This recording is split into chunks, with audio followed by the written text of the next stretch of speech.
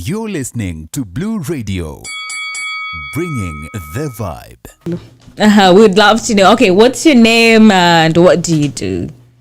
My name is Engineer Lulu. I'm a marine engineer by profession. Oh, wow. I am currently what they call an engine cadet, which we will get to shortly. Okay. But basically, marine engineering is a mechanic of all the machinery that's on board a vessel. So you see on the ship, it's an island. We have power generating mechanisms. We have navigational mechanisms. We have all those machineries that are necessary to support human life and for propulsion because we are moving in the sea. So all the people who are in charge of the technical aspects of those machinery is what we call a marine engineer.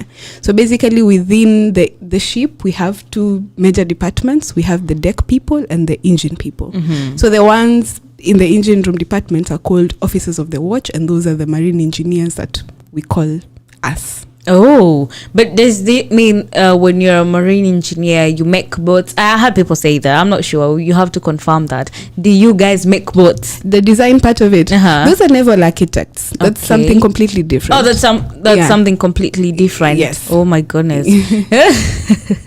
How do you talk about mimi? So wacha tusikie.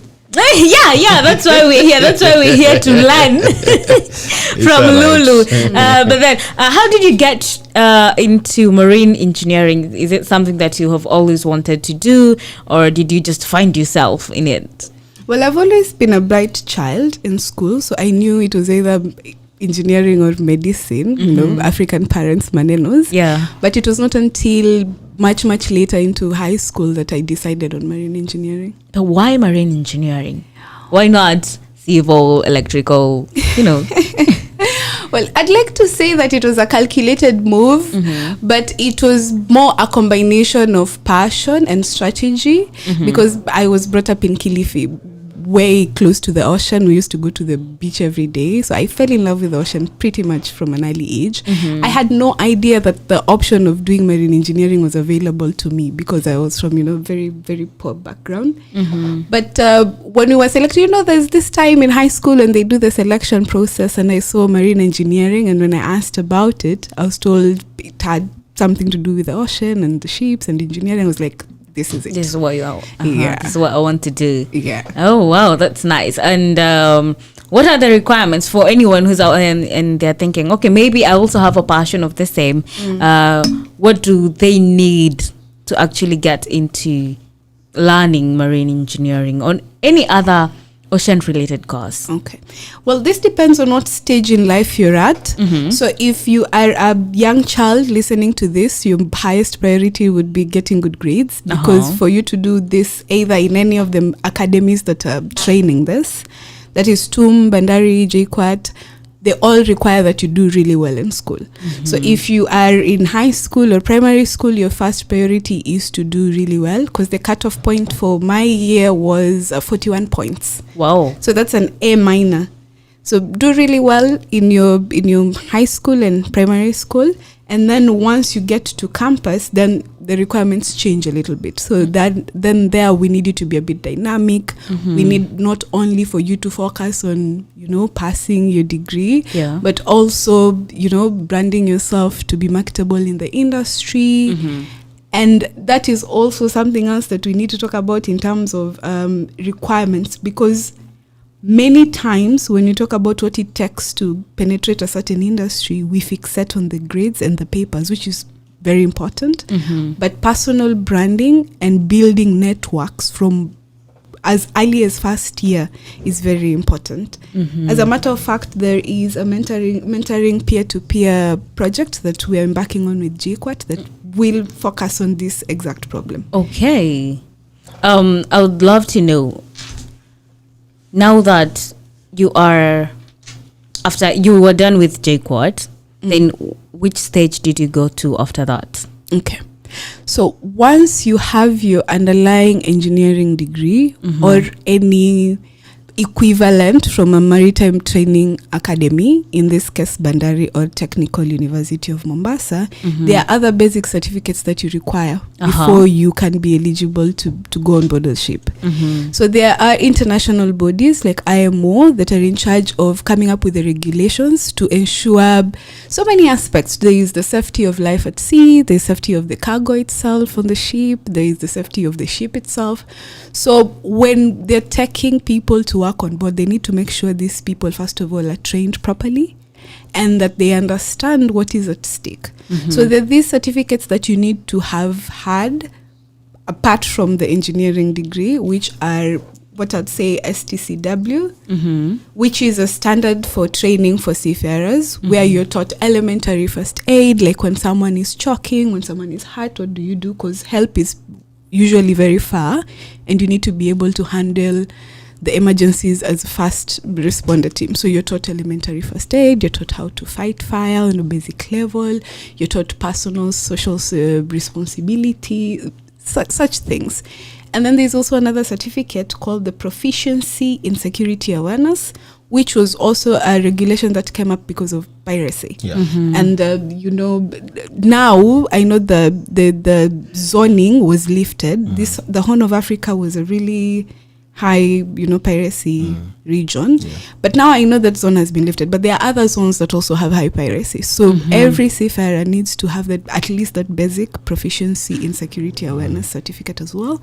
There is also another one that we call a medical certificate. We need to ascertain that you're fit, because it's a lot of physical work there also, and the weather also is different. So we need to know, is your lung capacity okay?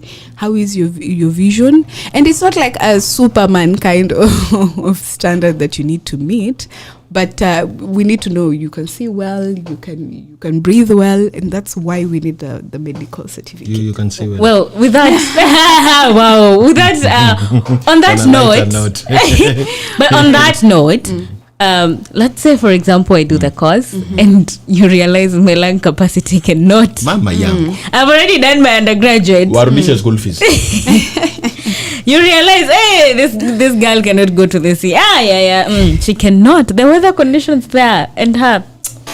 No, I mean, it's not like we're asking you to be superwoman. Yes, but okay, I'm just asking in the rarest occasion that I may not, because when I was doing my undergraduate, I didn't have these medical tests, or do they happen when you're doing your undergraduate? Yes, they do happen. Absolutely. Before you are admitted to any school, they require you to do a medical test. But let's say, if I did a test when going to campus, it is not going to affect my job either way if upper katikati things go bad, but if things go south then when you were doing your undergraduate, then what does that mean to someone like that? Okay, for example, you're a marine engineering student, or even you finished your degree and God forbid you get into a bad accident and maybe one of your lung is extremely injured and maybe you're operating on half your lung capacity. It does not mean that you take your engineering degree and throw it away. This is why this is a very, very good course to take, because it's extremely diverse. There's so many options. When you take this degree, you have options on land as well. So we have bodies like EBK that register marine engineers, and after a while you'll be able to do consulting on an engineering level. There are also companies that hire marine engineers in Kenya, anywhere where there is a huge engine, Kenjan, Watsila. Basically, how do I put this? Marine engines are really big. They're extremely big. You'd find like one combustion cylinder is as big as this room. So power generating plants in Kenya have such big engines. So your degree is not useless because you can't pass an ENG medical exam because of a freak accident. That's one. Two, we have Kenya Ports Authority. They have tugboats. They have workshops. When we're talking about engineering, we're talking engineering in the fundamental sense. So you're equipped with research, how to do research. For me, I got mine in JKUAT. I got mine in JKUAT main campus. So it's proper engineering. Like if you want want to take the academic route, you can still do that. If you want to base on land as a mechanical engineer, you can still do that. You can choose to master in something else related to the field. It's extremely, extremely.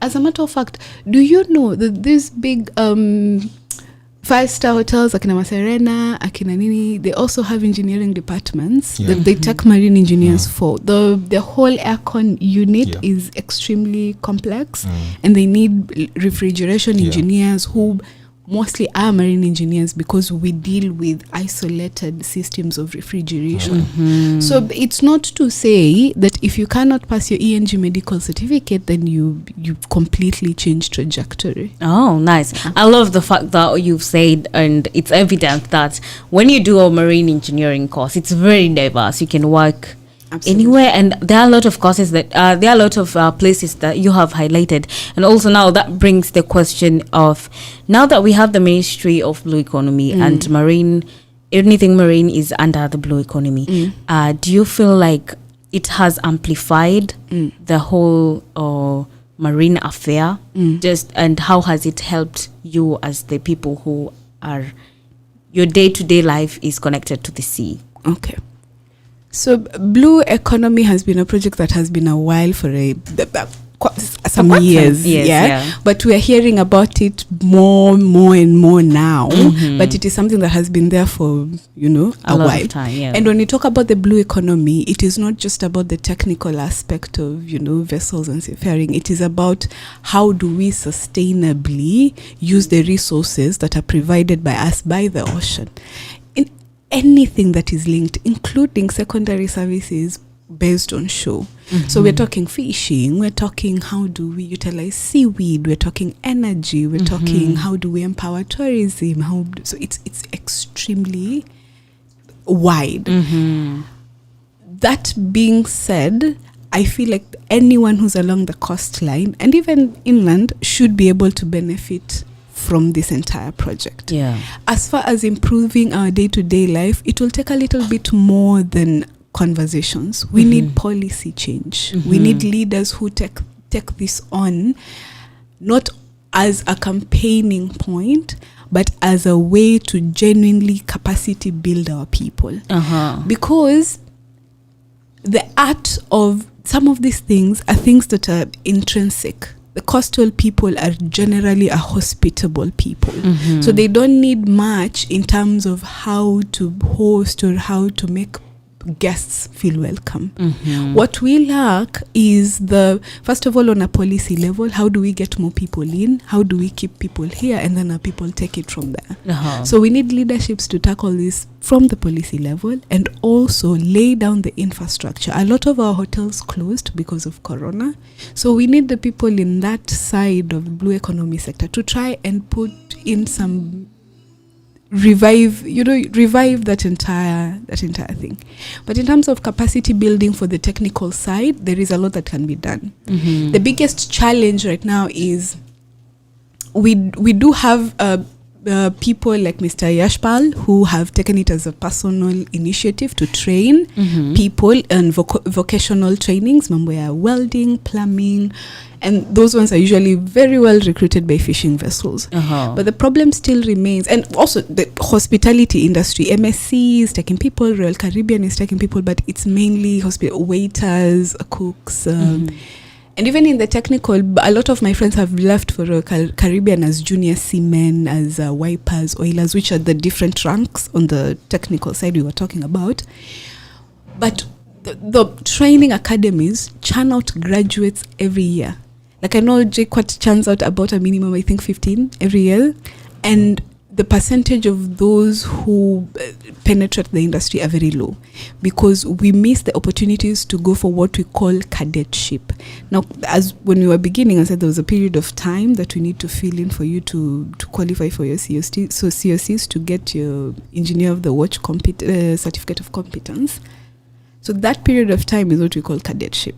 Now, a lot of the the recruiting that's going on is not going on for the proper ranks. Understand? So a lot of graduates, if they want that seat time, they have to go on board as oilers and wipers, which does not reflect on their CDC. Oh, there is also another document called the CDC, which is like a passport for seafarers. So you'll need that one.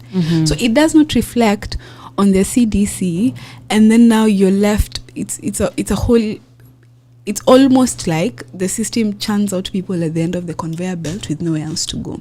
Now, I am very proud of JQuat because JQuat has MOUs with outside training academies like the Korean Maritime Academy, and also I think some employers in the Philippines.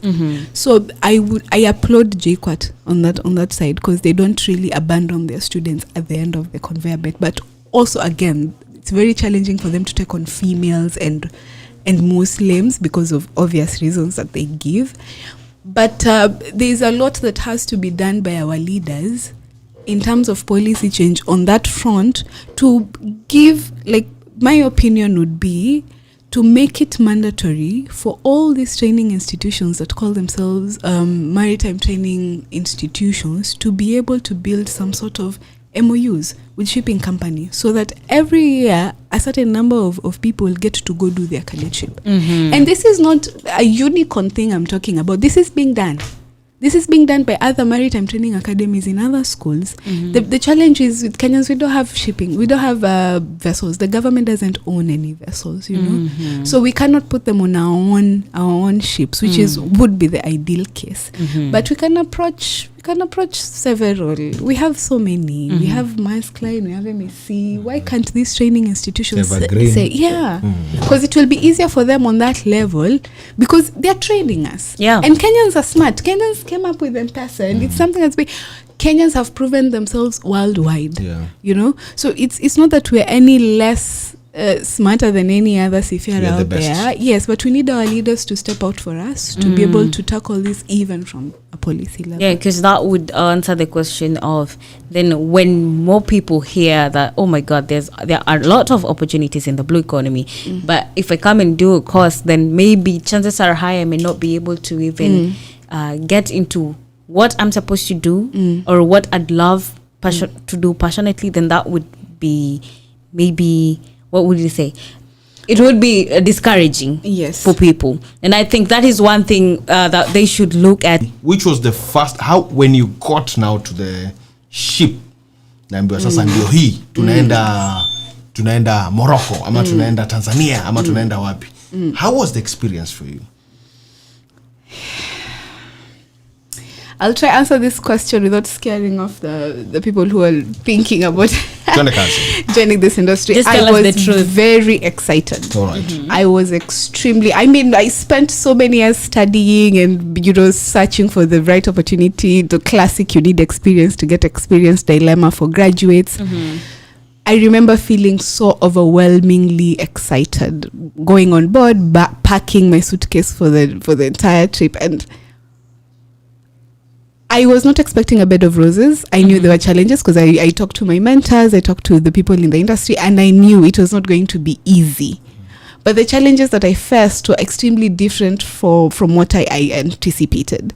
You know, as a woman in a highly technical field, unajua unaenda kwa engine room ya meli, you're expecting that it's going to be a physical limitation. But I was surprised that a lot of the engineering has made huge strides. So a lot of the things that would use raw human force for, there are tools that will assist you with that. So the physical limitation wasn't much of a challenge.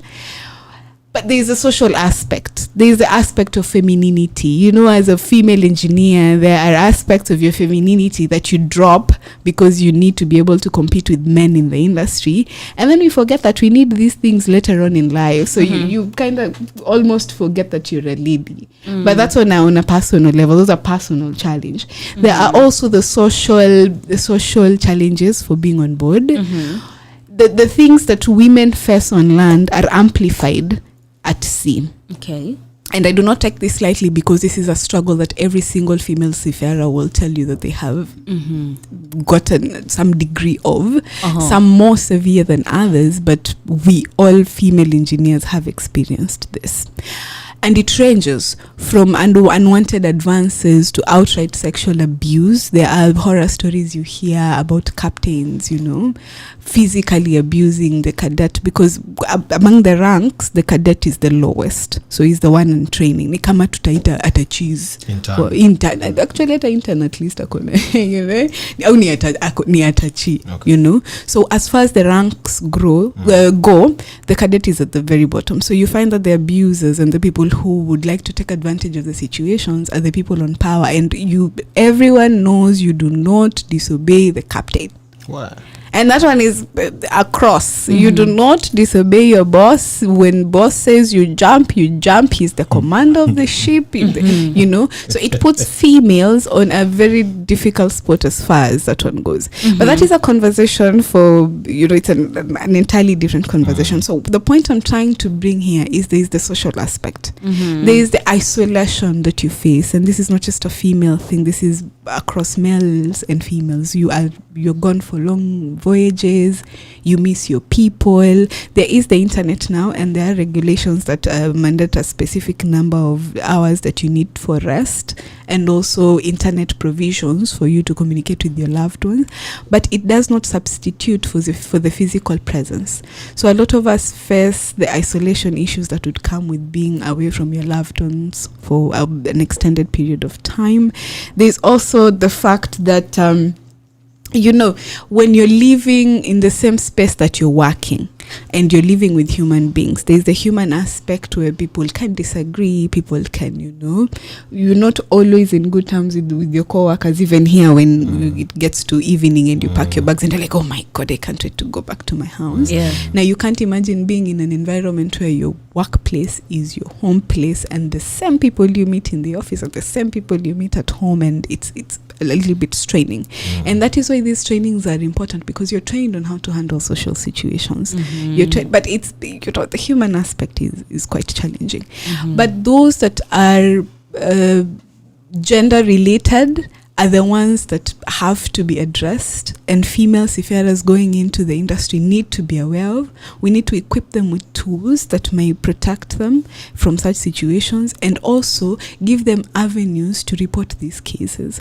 Because my personal experience was that, unfortunately, I wasn't immune to this. I myself was also affected by this, and the biggest challenge was that you feel like there is no avenue, because look at from this perspective, I've been given this opportunity to go to sea. Many people are struggling to get these opportunities to go to sea. I'm expected to be grateful. I'm expected to say thank you, and I am very, very grateful for my company to have given me the chance to, get the experience that I need. But I'm here. I'm facing this challenge. How do you then go back to your boss and say, sir, your captain or your so-and-so is doing this and this, without, when you're the lowest rank, you're very, very easily replaceable. And if you are a liability, my friend, you are very, very easy to be, you're disposable. So my challenge was like, how do I keep my station and also not lose myself in the process, and also make sure that I get the tools that I need and also get the experience that I need. So for all the people out there who are thinking about joining this industry, we are not saying this to scare you. Okay, there are mentorship programs that are available for women. There are women groups that support seafarers, for example, Womesa Kenya. These are female seafarers that have gone through the same things that you have. They have gotten through it successfully. They have the tools, we have the programs. So get in touch.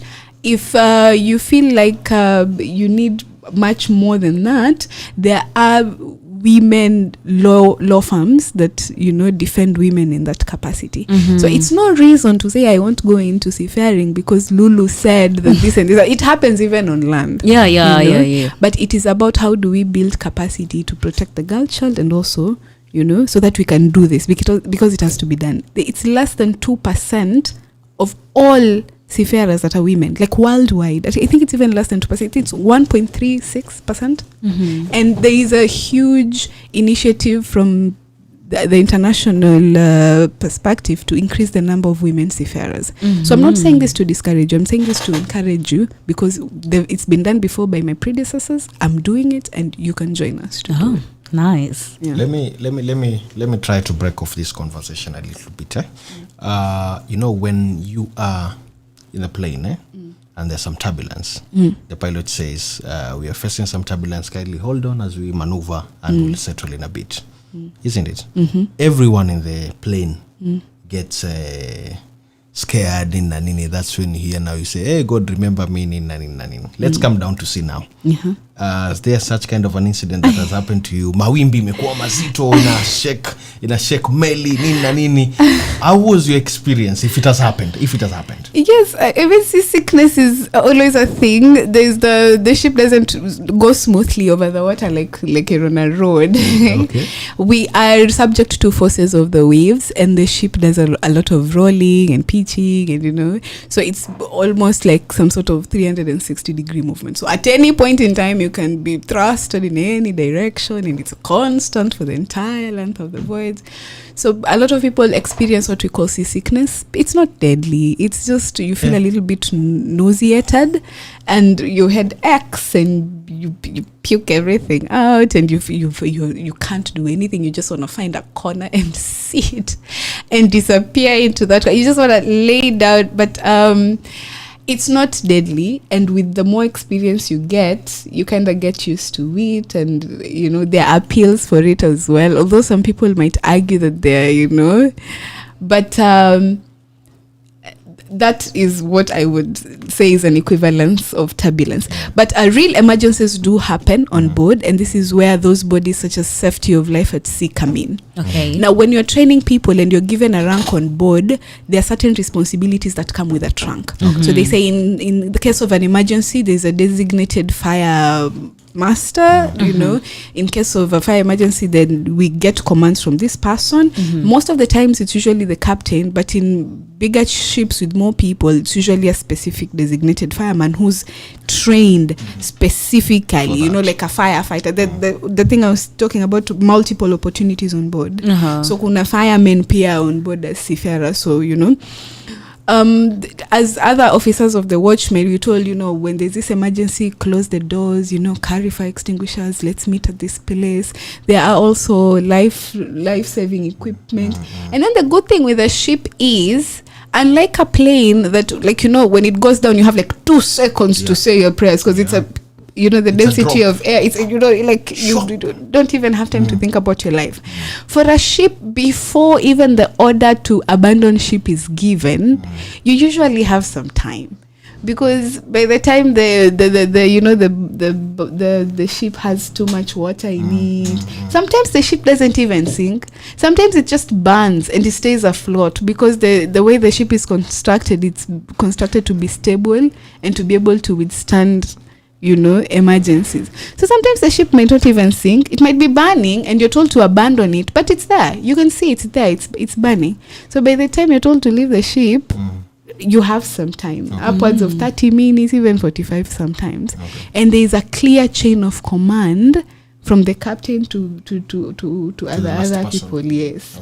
So it's not as scary as you'd think. And even when you end up in the water, there are, immersion suits, there are locating devices, EPUB, SATs that, can send a distress signal, and then, it's not like a plane and you have 2 minutes to figure your life out. So tupende meli sana. Tuachane na ndege.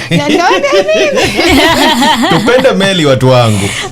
Okay. So now here you are. Here you are with you're done now, you are getting into the sea. What was the reaction of your dad or your mom, your family, if I put it that way? My parents have always afforded me lots of freedom. They've always parented me with a long stick. I cannot say that I came from an extremely strict family. Don't go here, don't go where. I was awarded a lot of freedom from a very young age. So it didn't come as a surprise to my parents when I chose a career that would put me so far from home. So they were very happy for me. Honestly, my mom had her obvious concerns because I suffer from this chronic condition. Yeah, a lot of women, 1 out of 10 women have it. It's called endometriosis. So I've had it for 14 years now. So that was the concern for my mother. And the reason that was a concern is because people who have endometriosis will tell you that dysmenorrhea is doofus. It is one of the most painful experiences you can have. When they rank pains in the world, endometriosis is number 5. Like, it's up there with breaking. Okay. It is a female reproductive chronic illness. Okay. Men cannot, don't worry, you cannot have endometriosis.